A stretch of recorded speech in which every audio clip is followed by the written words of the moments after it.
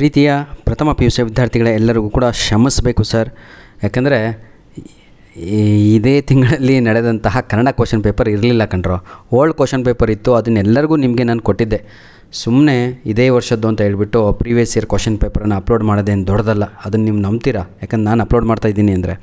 ಹಾಗಾಗಿ ನಿಮಗೆ ಮೋಸ ಮಾಡಬಾರ್ದು ಅಂತಲೇ ಇವತ್ತು ನಡೆದಂತಹ ಈಗ ಸಿಕ್ಕಿರುವಂತಹ ಪ್ರಥಮ PUCಯ ಅರ್ಧವಾರ್ಷಿಕ ಪರೀಕ್ಷೆಯ ವಿಷಯ ಕನ್ನಡದ ಪ್ರಶ್ನೆ ಪತ್ರಿಕೆ ಅಪ್ಲೋಡನ್ನು ಮಾಡಿಕೊಡ್ತಾ ಇದ್ದೇನೆ. ಬನ್ನಿ, ಯಾವ ರೀತಿಯಾಗಿ ಕ್ವಶನ್ ಪೇಪರ್ ಇತ್ತು, ಈಸಿ ಇತ್ತೋ ಡಿಫಿಕಲ್ಟೋ ಹಾಗೂ ಅದರ ಉತ್ತರಗಳನ್ನು ನೋಡ್ತಾ ನಾವು ಈಗ ಹೋಗೋಣ. ಪ್ರಶ್ನೆ 1, ಇದು ಸಂಪೂರ್ಣವಾಗಿ ನೀವೇ ಓದ್ಕೊಳ್ಳಿ ತಮ್ಮ, ಆಯಿತಾ. ಜನಕಂಗೆ ಜಲಾಂಜಲಿಯಂ ತನುಭವಂ, ಆಯಿತಾ. ಕುಡುವುದಚ್ಚಿ ತಮದು ಕಟ್ಟೆಗಳ್ ನಿನಗಾಂ. ಇದಕ್ಕೆ ಸರಿಯಾದ ಉತ್ತರ ಮಗನು ತಂದೆಗೆ ಜಲಾಂಜಲಿಯನ್ನು ಕೊಡುವುದು ಲೋಕ ರೂಢಿ. ಅದು ಆಪ್ಷನ್ ಎ ಆಗಿರುತ್ತೆ. Right answer is option A. ಇವತ್ತು ನಡೆದಂತಹ ಇದು ದಾವಣಗೆರೆ ಜಿಲ್ಲೆಯ ಪ್ರಶ್ನೆ ಪತ್ರಿಕೆ ಆಗಿರುತ್ತೆ. ಅಲ್ಲಮ್ಮನ ಪ್ರಕಾರ ತುಂಬಿದ ಬಂಡಿಯನ್ನು ಯಾವುದಕ್ಕೆ ಹೋಲಿಸಲಾಗಿದೆ ಅಂತ ಇದೆ.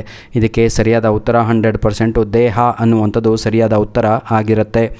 ಕೈಲಾಸದಲ್ಲಿ ಚೆನ್ನಯ್ಯನಿಗೆ ಯಾವ ಪದವಿ ಲಭಿಸಿತು ಅಂತ ಇದೆ. ಮೂರನೆಯ ಪ್ರಶ್ನೆಗೆ ಸರಿಯಾದ ಉತ್ತರ ಗಣ ಅನ್ನುವಂಥದ್ದು ರೈಟ್ ಆನ್ಸರ್ ಆಗಿರುತ್ತೆ.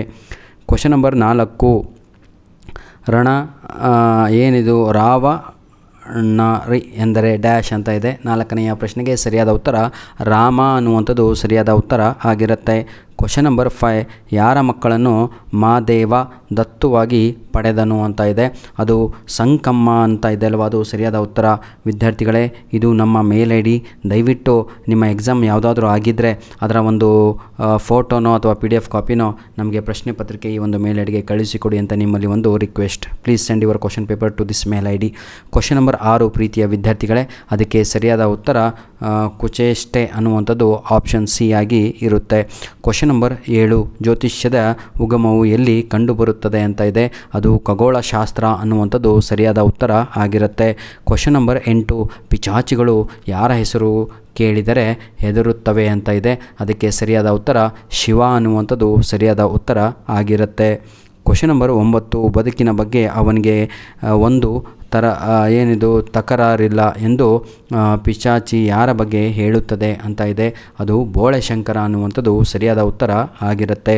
ಬೋಳೆಶಂಕರನ ಅಮ್ಮಂದಿರವಾಸಿ ಕೊಳತೆ ಬಲೆ ಹಾಕಿ ಎಳೆದರು ಬರುವಂಥವರು ನನ್ನ ಏನಿದು ಅಣ್ಣಂದಿರು ತಲೆ ತುರಿಸಿಕೊಳ್ಳುವ ಮೊದಲೇ ಇವರ ವಶವಾಗಿದ್ದರು.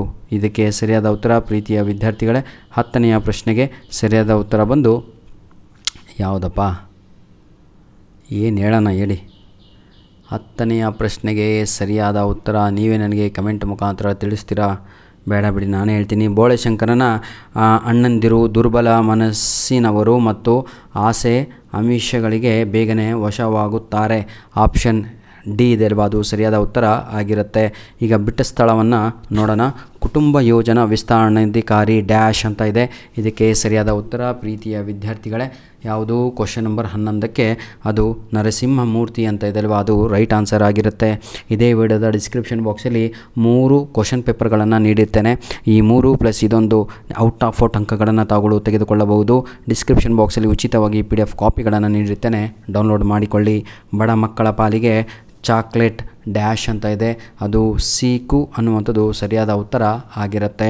ಕ್ವಶನ್ ನಂಬರ್ 13, ಡ್ಯಾಶ್ ಕೃತಿಯಿಂದ ಜ್ಯೋತಿಷ್ಯ ಅರ್ಥ ಪೂರ್ಣವೋ ಅರ್ಥರಹಿತವೋ ಗದ್ಯವನ್ನು ಆರಿಸಿಕೊಳ್ಳಲಾಗಿದೆ ಅಂತ ಇದೆ. 13ನೆಯ ಪ್ರಶ್ನೆಗೆ ಸರಿಯಾದ ಉತ್ತರ ಬಂದು ಪ್ರೀತಿಯ ವಿದ್ಯಾರ್ಥಿಗಳೇ ತೆರೆದ ಮನ ಅಂತ ಇದೆ ಅಲ್ವಾ, ಅದು ಸರಿಯಾದ ಉತ್ತರ ಆಗಿರುತ್ತೆ. ಕ್ವಶನ್ ನಂಬರ್ 14, ಶಾಸ್ತ್ರಿ ಮಾಸ್ತರರು ಮನೆಯ ಮುಂದೆ ಡ್ಯಾಶ್ ಎಂದು ಬೋರ್ಡ್ ಬರೆಸಿದರು ಅಂತ ಇದೆ. 14ನೆಯ ಪ್ರಶ್ನೆಗೆ ಸರಿಯಾದ ಉತ್ತರ ಅದು ಅನಾಥ ಬಾಲಕರಾಶ್ರಮ ಅಂತ ಇದೆ ಅಲ್ವಾ, ಅದು ಸರಿಯಾದ ಉತ್ತರ ಆಗಿರುತ್ತೆ. ಕಾಫಿಗೇನಾದರೂ ಕೊಡಿ ಎಂದವರು ಯಾರು ಅಂತ ಇದೆ. ಕಾಫಿ ಕುಡಿಯೋ ಸಮಯ ಏನಾದರೂ ಕೊಡಿ ಅಂತ ಅಂದವರು ಯಾರು? ಗಾರ್ಡ್ ಅಂತ ಇದಲ್ವಾ, ಅದು ಸರಿಯಾದ ಉತ್ತರ ಆಗಿರುತ್ತೆ. ಎಂತೆಂಥ ಪ್ರಶ್ನೆ ಕಣ್ರಿ, ಹೌದಲ್ವಾ? ಹೊಂದಿಸಿ ಬರೆಯಿರಿ. ಬನ್ನಿ 5 ಅಂಕದ ಪ್ರಶ್ನೆನ ಈಗ ನೋಡೋಣ. ಅಲ್ಲಮ ಪ್ರಭು ಅಂತ ಇದೆ. ಇದಕ್ಕೆ ಸರಿಯಾದ ಉತ್ತರ ಗುಹೇಶ್ವರ, ಹೌದಲ್ವಾ? ಅಲ್ಲಮ ಪ್ರಭು ಗುಹೇಶ್ವರ. ರಗಳೆ ಕವಿ ಅಂತ ಇದೆ. ಹರಿಹರ ಎಲ್ಲರಿಗೂ ಕೂಡ ಗೊತ್ತಿರುವಂಥದ್ದೇ. ಉಪಮಾ ಲೋಲ ಅಂತ ಇದೆ. ಇದಕ್ಕೆ ಸರಿಯಾದ ಉತ್ತರ ಲಕ್ಷ್ಮೀಶ ಅನ್ನುವಂಥದ್ದು ರೈಟ್ ಆನ್ಸರ್ ಆಗಿರುತ್ತೆ. ಕೀರ್ತನೆ ಇದಕ್ಕೆ ಸರಿಯಾದ ಉತ್ತರ ಕನಕದಾಸರು ಅನ್ನುವಂಥದ್ದು ರೈಟ್ ಆನ್ಸರ್ ಆಗುತ್ತೆ. ಕುವೆಂಪು ಅಖಂಡ ಕರ್ನಾಟಕ ಅಂತ ಇದೆ ಅಲ್ವಾ, that is the right answer. ವಿದ್ಯಾರ್ಥಿಗಳೇ, ಇದು ನಮ್ಮ ಮೇಲ್ ಐ ಡಿ. ದಯವಿಟ್ಟು ನಿಮ್ಮ ಪ್ರಶ್ನೆ ಪತ್ರಿಕೆಗಳನ್ನು ಈ ಒಂದು ಮೇಲ್ ಐ ಡಿಗೆ ತಾವುಗಳು ಕಳುಹಿಸಿಕೊಡಿ. all-in-one pdf99@gmail.com. ಇದಕ್ಕೆ ನಿಮ್ಮ ಹೆಸರು, ನಿಮ್ಮ ಜಿಲ್ಲೆ ಹೆಸರು ಕ್ವಶನ್ ಪೇಪರ್ ಮೇಲೆ ಬರೆದುಬಿಡಿ, ನೆನಪಿರಲ್ಲ ಅಲ್ವಾ, ಅದನ್ನೇ ಫೋಟೋ ಹೊಡೆದು ನಮಗೆ ಕಳುಹಿಸಿ ಕೊಡಿ. ಫುಲ್ ಕ್ವಶನ್ ಪೇಪರ್ ಆಯಿತಾ.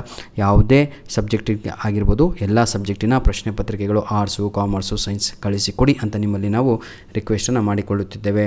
ಯಾವುದಾದ್ರೂ 3 ಪ್ರಶ್ನೆಗಳಿಗೆ 2-3 ವಾಕ್ಯಗಳಲ್ಲಿ ಉತ್ತರಿಸಿ ಅಂತ ಇದೆ. ಪ್ರತಿಯೊಂದು ಪ್ರಶ್ನೆಗೆ ತಾವುಗಳು ನೋಡ್ಬೋದು ಇಲ್ಲಿ 2 ಅಂಕಗಳು. ತನು ಮನು ಮನ ಧನಗಳನ್ನು ಮರೆಯಲು ಏನನ್ನು ತೋರುತ್ತಾರೆ ಅಂತ ಇದೆ. ಚೆನ್ನಯ್ಯನ ಗುಪ್ತ ಭಕ್ತಿ ಯಾವ ರೀತಿಯದು? ಸೀತೆ ಪ್ರವೇಶಿಸಿದ ಕಾಡು ಹೇಗಿತ್ತು? ಈ ರೀತಿಯಾಗಿ ಮೃಗ ಪಕ್ಷಿಗಳನ್ನು ಸ್ವಾಮಿಯು ಹೇಗೆ ರಕ್ಷಿಸುತ್ತಾನೆ ಅಂತ. ಈ ರೀತಿಯಾಗಿ ಈಸಿ ಎಲ್ಲ ಪ್ರಶ್ನೆಗಳು ಬಹಳ ಈಸಿಯಾಗಿತ್ತು ಸರ್. ಕ್ವಶನ್ ಪೇಪರು ನಮ್ಮ ಪ್ರಥಮ PUC ವಿದ್ಯಾರ್ಥಿಗಳಿಗೆ ಸ್ವಲ್ಪ ಟಫು, ಅಂದರೆ ದ್ವಿತೀಯ PUC ವಿದ್ಯಾರ್ಥಿಗಳಿಗೆ MCQsಗಳಲ್ಲಿ ಬಹಳ ಟಫ್ ಆಗಿ ಸ್ವಲ್ಪ ನೀಡಲಾಗಿತ್ತು. ಯಾಕಂದರೆ ಅವರೆಲ್ಲ ಬೋರ್ಡ್ ಎಕ್ಸಾಮ್ ಬರೆಯುವವರಲ್ವಾ. ನೆಕ್ಸ್ಟು ಸಂದರ್ಭದೊಡನೆ ವಿವರಿಸಿ, ಇದನ್ನೆಲ್ಲ ತಾವುಗಳು ನೋಡ್ಕೋಬೋದು. ದಯವಿಟ್ಟು ನಮ್ಮ ಒಂದು ಮೇಲ್ ಐಡಿಗೆ ಮತ್ತು ವಿಡಿಯೋ ಸ್ಕಿಪ್ ಮಾಡ್ಕೊಂಡ್ರಪ್ಪ ಸಂಪೂರ್ಣವಾಗಿ ಗ್ರಾಮರನ್ನು ಅಪ್ಲೋಡನ್ನು ಮಾಡಿಕೊಡ್ತೇನೆ ಆಯಿತಾ, ವಿತ್ ಕೀ ಆನ್ಸರ್ ಕಲಿಸ್ಕೊಡ್ತೇನೆ. ಧನ್ಯವಾದಗಳು. ಮುಂದಿನ ಭಾಗ ಈಗ ಗ್ರಾಮರಿಂದ ಆಗಿರುತ್ತೆ. ಒಂದು ನಿಮಿಷ ಇಷ್ಟ ಕೊಡಿ ಸರ್, ಸಾಕು. ಬನ್ನಿ ಸರ್, ಈಗ ಗ್ರಾಮರ್ ಭಾಗಕ್ಕೆ ನಾವು ಕಾಲಿಡ್ತಾ ಇದ್ದೀವಿ. ಮೊದಲು ಕ್ವಶನ್ ನಂಬರ್ 45 ತಾವುಗಳು ನೋಡ್ಬೋದು. 45ರಲ್ಲಿ ನಮ್ಮ ಕೆಳಗಿನ ಪ್ರಶ್ನೆಗಳಿಗೆ ಯಾವುದಾದ್ರೂ 4ಕ್ಕೆ ಸೂಚನೆಗುಣವಾಗಿ ಉತ್ತರಿಸಿ. ಭಾಷಾಭ್ಯಾಸ ಅಂತ ಇದೆ. 2 ಪದಗಳನ್ನು ಬಿಡಿಸಿ ಬರೆಯಿರಿ.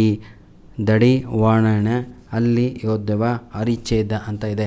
ದಡಿ ಪ್ಲಸ್ ಕವಣ ಅಂತ ಮೊದಲನೆಯ ಉತ್ತರ, ಅದು ಅಲ್ಲಿಗೆ ಪ್ಲಸ್ ಒಯ್ಯದೆ ಅಂತ ಅದು 2ನೆಯ ಉತ್ತರ.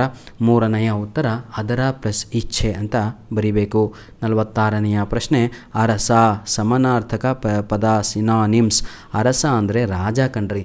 ಅರಸ ಅಂದರೆ ಏನೋ ನೃಪ ಅಂತಲೂ ಕೂಡ ಬರಿಬೋದು. ಕಾಡು ಅಂತ ಇದೆ. ಕಾಡು ಅಂತ ಹೇಳಿದರೆ ಅರಣ್ಯ ಅಂತ ಅಥವಾ ವನ ಅಂತ ಬರೆಯಬಹುದು. ಗಜ ಅಂತ ಇದೆ. ಗಜ ಅಂದರೆ ಆನೆ, ಹೌದಲ್ವಾ, ಅಥವಾ ಹಸ್ತ ಅಂತ ಬರಿಬೋದು. ತಪ್ಪಿದರೆ ಕ್ಷಮಿಸ್ರಪ್ಪ ಏನಾದರೂ. 47ನೆಯ ಪ್ರಶ್ನೆ, 2 ಪದಗಳಿಗೆ ವಿರುದ್ಧ ಪದಗಳನ್ನು ಬರೆಯಿರಿ. Opposite words. ದುರ್ಬಲ ಅಂತ ಇದೆ. ದುರ್ಬಲಗೆ ಪ್ರಬಲ ಅಂತ ಬರಿಬೋದು ಅಥವಾ ಬಲಶಾಲಿ ಅಂತ ಬರಿಬೋದು. ಆಪೋಸಿಟ್ಟು ಸ್ವರ್ಗ ಅಂತ ಇದೆ. ಇದಕ್ಕೆ ಆಪೋಸಿಟ್ ವರ್ಡ್ ಒಂದೇ ಬರೋದು, ನರಕ ಅಂತ. ಶುಭ ಅಂತ ಇದೆ. ಆಪೋಸಿಟ್ಟು ಅಶುಭ ಅಂತ ಆಯಿತಾ, ವಿರುದ್ಧ ಪದ. ಕ್ವಶನ್ ನಂಬರ್ 48, 2 ನುಡಿಗಟ್ಟುಗಳನ್ನು ಸ್ವಂತ ವಾಕ್ಯಗಳಲ್ಲಿ ಬರೆಯಿರಿ. ಅಜಗಜಾಂತರ ಅಂತ ಇದೆ ಆಯಿತಾ. ಅಜಗಜಾಂತರ ಅಂತ ಹೇಳಿದರೆ ಏನಂತೀರ, ಶ್ರೀಮಂತರು ಹಾಗೂ ಬಡವರ ನಡುವೆ ಅಜಗಜಾಂತರ ವ್ಯತ್ಯಾಸಗಳು ಇರುತ್ತವೆ ಅಂತ ಬರಿಬೋದು. ಕೈಗಂಟಿಕೊಳ್ಳು ಅಂತ ಇದೆ. ಸಾಲಗಾರರು ಸದಾ ನನ್ನನ್ನು ಏನಂತೀರ ಗಂಟಿಕೊಳ್ಳುತ್ತಾರೆ ಅಂತ ಬರೆಯಬಹುದು. ಕಣ್ಣರಳಿಸು ಅಂತ ಇದೆ. ಏನು, ನನ್ನನ್ನು ನನ್ನ ತಾಯಿ ಬಹಳ ದಿನಗಳ ನಂತರ ನೋಡಿದ ತಕ್ಷಣ ಕಣ್ಣರಳಿಸಿಕೊಳ್ಳುತ್ತಾಳೆ ಅಂತ ತಾವುಗಳು ಬರೆಯಬಹುದು. 2 ಪದಗಳ ತದ್ಭವಗಳನ್ನು ಬರೆಯಿರಿ ಅಂತ ಇದೆ. ಏನಿದು ನಿತ್ಯನ ಅದು, ಅದಕ್ಕೆ ನಿಶ್ಚ ಅಂತ ಬರೆದ್ರೆ ಮುಗೀತು. ನೆಕ್ಸ್ಟ್ ಬ್ರಹ್ಮ ಅಂತ ಇದೆ. ಬೊಮ್ಮ ಅಂತ ಬರೆದ್ರೆ ಮುಗೀತು. ಮಾಗೆ ಮಾವತ್ತು. ಪ್ರಸಾದ ಅಂತ ಇದೆ. ಪಸಾದ ಅಂತ ಬರೆದ್ರೆ ಆಯಿತು. ಯಾವುದಾದ್ರೂ 2 ಅನ್ಯದೇಶಿ ಪದಗಳನ್ನು ಬರೆಯಿರಿ ಅಂತ ಇದೆ. 50ನೆಯ ಪ್ರಶ್ನೆಗೆ ಅನ್ಯದೇಶಿ ಅಂದರೆ ಕಚೇರಿ, ಮೇಜು, ಇದನ್ನೆಲ್ಲ ಬರೀಬೋದು. Post office. ಯಾವುದಾದ್ರೂ ಒಂದು ಕುರಿತು ಪ್ರಬಂಧವನ್ನು ಬರೆಯಿರಿ. ಭಾರತದ ಚುನಾವಣೆ, ಹೌದಲ್ವಾ, ಎಲೆಕ್ಷನ್ ಕಮಿಷನ್ ಇಂಡಿಯಾ. ಕೃಷಿ ಪದ್ಧತಿ ಅಂತ ಆಯಿತಾ. ಇದು ಪ್ರಬಂಧ ಆಯಿತು. ನಂತರದಲ್ಲಿ ನಿಮಗೆ ಲೆಟರ್ ರೈಟಿಂಗ್ ಇದೆ. ಒಂದು ಫಾರ್ಮಲ್ ಲೆಟ್ರು, ಒಂದು ಇನ್ಫಾರ್ಮಲ್ ಲೆಟ್ರು. ಫಾರ್ಮಲ್ ಲೆಟ್ರಲ್ಲಿ ಏನು ಕೂಡ ತಪ್ಪಾಗುವ ಹಾಗೆಲ್ಲ ಆ ರೀತಿಯಾಗಿ ತಾವುಗಳು ಸೇಮ್ ಫಾರ್ಮೆಟನ್ನು ಹಾಕಿ ಬರೀಬೇಕಾಗತ್ತೆ. ನಿಮ್ಮ ಹೆಸರು ಒಂದರಲ್ಲಿ ರಾಜು ಅಂತ, ಇನ್ನೊಂದರಲ್ಲಿ ಪರೇಶ್ ಅಂತ. ನಿಮ್ಮ ಹೆಸರು ಹುಡುಗಿಯವರಿಗೆ ಒಂದರಲ್ಲಿ ರಶ್ಮಿ ಅಂತ, ಇನ್ನೊಂದರಲ್ಲೂ ಪ್ರಣತಿ ಅಂತ. ಧನ್ಯವಾದಗಳು. ನಿಮ್ಮ ಪ್ರೀತಿ ವಿಶ್ವಾಸ ಸದಾ ನಮ್ಮ ಜೊತೆ ಹೀಗೆ ಇರಲಿ. ದಯವಿಟ್ಟು ಈ ವಿಡಿಯೋದ ಡಿಸ್ಕ್ರಿಪ್ಷನ್ ಬಾಕ್ಸಲ್ಲಿ ಇಂಗ್ಲೀಷಿಗೆ ಏನು ಬೇಕೋ ನಿಮಗೆ ಅದನ್ನು ಲಿಂಕ್ಸನ್ನು ನೀಡಿದ್ದೇನೆ. ಇಂಗ್ಲೀಷ್ ಎಕ್ಸಾಮ್ ಆಗಿಲ್ಲ ಎಲ್ಲೂ ಕೂಡ ಆಯಿತಾ.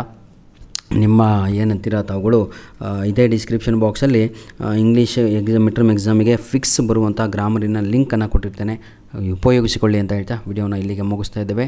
ಧನ್ಯವಾದಗಳು. All the best for your mid term exam. God bless you all. ದಯವಿಟ್ಟು ಪೇಪರ್ ಕಳಿಸೋದನ್ನು ಮರೆಯಬೇಡಿ.